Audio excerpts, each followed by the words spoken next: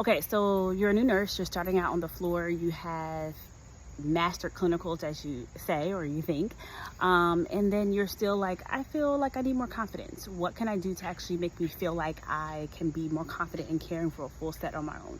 Well, these are the three things that kind of have helped me and what I kind of had to learn on my own. So the first thing I would say is just know and believe that you do have help. I think the number one thing that we as nurses or new nurses think is that we're alone and we don't have help and we have to know everything on our own. That is not true. Number one, you do have help, you do have resources. So that's the number one thing. Know that, believe that. Number two, since you know and believe that you do have resources, find out who those resources are. So the three people or a few people that you need to know, number one is your charge nurse. That's the person who should be readily available. God forbid you need help or you need to, weigh in on whether a patient's declining or things of that sort. Find out who that is. Know them, greet them at the beginning of your shift.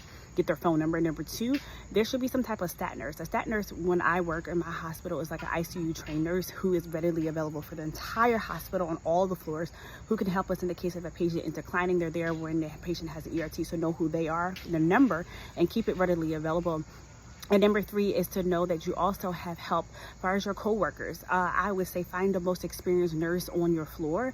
And if they are pleasant, a lot of people are not pleasant, but find the most experienced nurse who's also pleasant, or someone who is just readily helpful, and then talk to them. If you feel like there's something, you're a little apprehensive and you may not have the option to go to the charge nurse at the moment, find that most experienced nurse, find out who they are, get to know them, greet them, and introduce yourself, and just talk to them if you feel like you need to weigh in on something, because you do have help. You're not alone.